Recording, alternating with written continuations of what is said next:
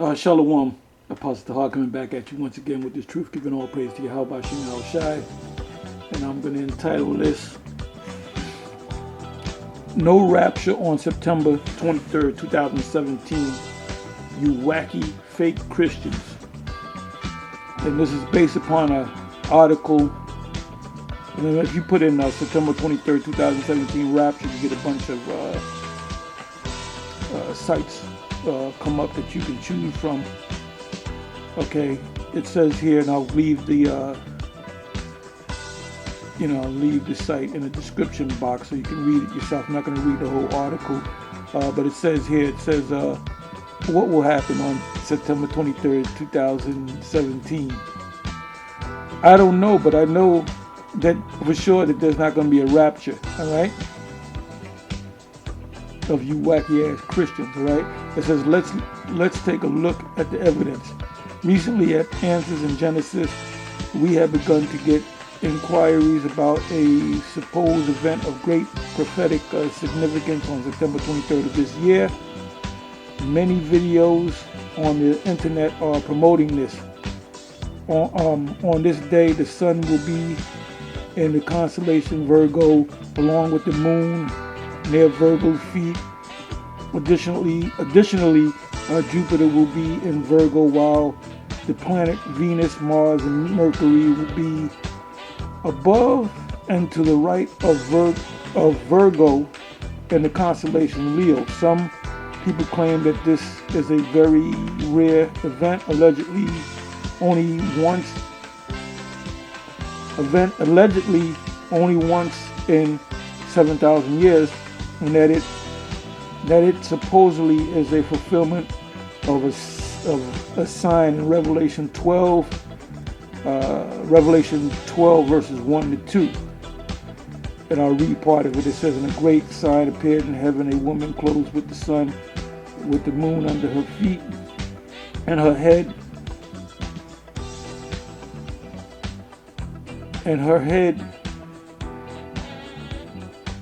her head a crown of 12 stars. She was pregnant, and was crying out in birth pains and the agony giving birth." They don't even know what that means. Anyway, I'm not going to read anymore. You can read the article for yourself. There's a video as you scroll down.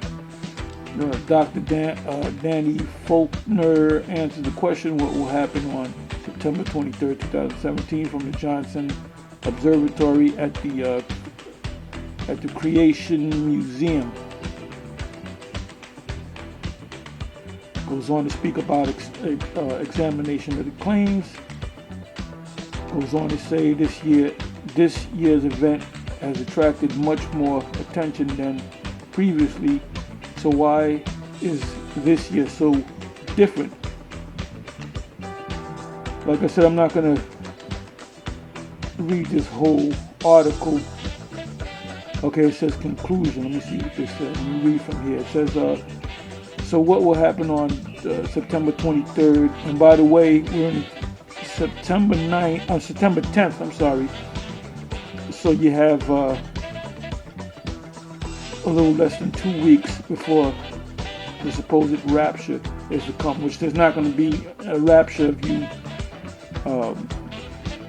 Renaissance/plantation Christians. You wacky ass Christians, all right? It says, I have identified several problems with the supposed sign of September 23rd, 2017. However, there are other broader problems with it. One of the, in other words, it's saying here, if you read it, that this guy doesn't think it's going to happen. This goes on to say, instead of setting dates, we ought to be ready for his return at any moment. Are you ready?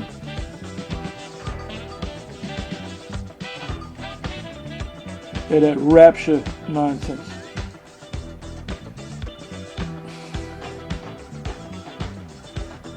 Anyway, you know what I want to do? I want to go to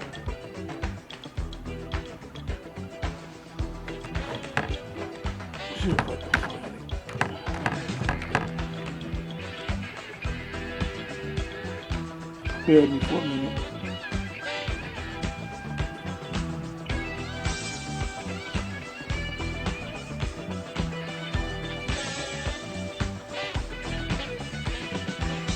Okay, First Thessalonians 4.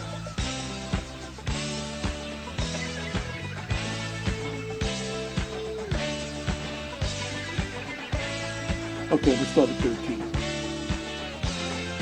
It says, but I would have you to be,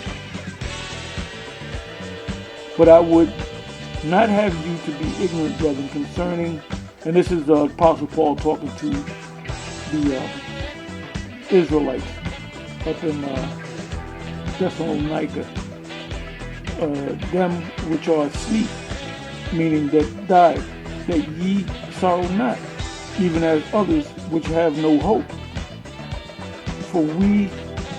For if we believe that I'm gonna read it verbatim, Jesus died and rose again, even so them also which sleep in Jesus. I'm using the word Jesus. Jesus, no such word as Jesus. They wouldn't call him Jesus back then. There was no such thing as the letter J back then. That was the letter J came about in the 1700s. Or the late 1700s, early 1800s. It says, will God bring with him? 15 verse. For this we say unto you by the word of the Lord, that we which are alive and remain unto the coming of the Lord shall not prevent them which are asleep. Asleep means dead. It says, for the Lord himself shall descend from heaven with a shout. You got some people that believe, such as William Bell, that this took place in 70 AD. No, this didn't take place yet. It's getting ready to take place in the future. It says, for the Lord himself shall descend from heaven with a shout, with the voice of the archangel, and with the trump of the Most High of God, and the dead in the Lord shall rise first. And this is what they use, one of the scriptures that they use to back up this rapture thing. They said that we which are alive and remain shall be caught up together with them in the clouds to meet the Lord in the air, and so shall we ever be with the Lord. Wherefore comfort one another with these words. So this is one of the scriptures, the main scriptures that they use for this rapture thing. And the rapture, when you look up the word rapture is not in the scriptures, but the word rapture means to take, take into possession. Anyway, I'm going to go to one more scripture.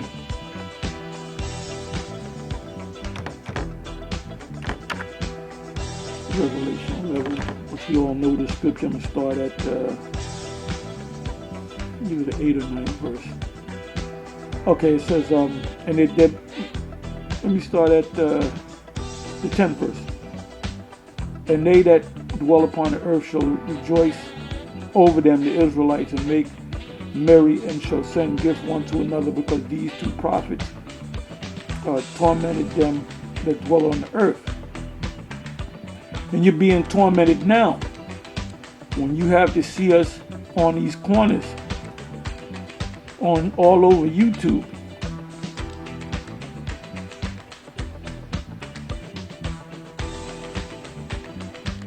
The word for torment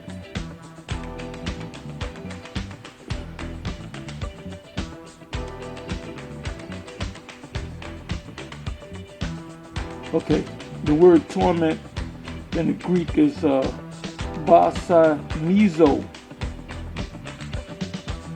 and it means to test metals by the touchstone, which is a black siliceous stone used to test the purity of gold or silver. So when we go out on the highways and the byways, we're tormenting you by questioning everything that you Renaissance slash plantation Christians have been teaching for years. Like we test the image of the Lord, because you put up the image of the Lord as a so-called white man. So let me read on. It says, used to test the purity of gold or silver by the color of the streak produced on it by rubbing it with either metal. To question by applying torture. To torture. So it doesn't necessarily mean physical torture. It means to be in your face and challenging what you've been teaching for years. Goes on to say, to vex with grievous pains of body or mind. The reason why you got these fake ass Christians jumping up out the woodwork, going after the one Westers, which they call us, is because they're being vexed. It says to vex with grievous pains of body or mind. So how are we torturing you? We're torturing your mind to torment. It's a spiritual torture. It's a mental torture. You lose sleep over this. To be harassed. So you look at us as we're harassing you. When we come on in those corners, it's an harassment to you. You're being harassed, distressed of those who at sea are struggling with a headwind. So when you go back into the history of the prophets of Israel, we harassed the children of Israel. That's why they sought to kill us. And here we are back again, harassing you again, because it is a form of harassment, a spiritual, mental harassment, because we're questioning everything that you've been teaching since you devils got over here, since you deceived the world, pursuant to Revelation 20th chapter. Because when you had us in slavery, hardcore slavery, you gave us your form of what you thought Christianity was. So here we are throwing that back in your face and challenging everything that you taught. So it's a mental torment to you.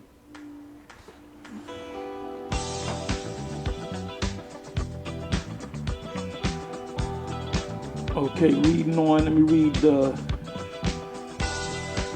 me read the 10th verse again. And they that dwell upon the earth shall rejoice over them and make merry, and shall send gifts one to another, because these two prophets, which represent the two kingdoms of Israel on a macro level, I'm not going to go into the micro level, tormented them that dwell on the earth. And after 3 days and a half, the spirit of life from the Most High entered into them, and they stood upon their feet.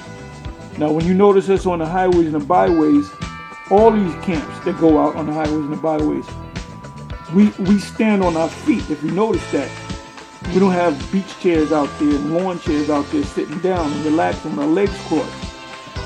Whether we're out there for 3 hours, 4 hours, 5 hours. Now when we do the sit downs, we call it sit downs. That might be at a brother's home. We might sit down in that situation. And after 3 days and a half, the spirit of life from the Most High entered into them. So the spirit is in us. And they stood upon their feet, and great fear fell upon them which saw them. So these Christians, Vocab Malone, these other guys, Jesus is the Word, G-Man. Now G-Man, he was at the camp site yesterday.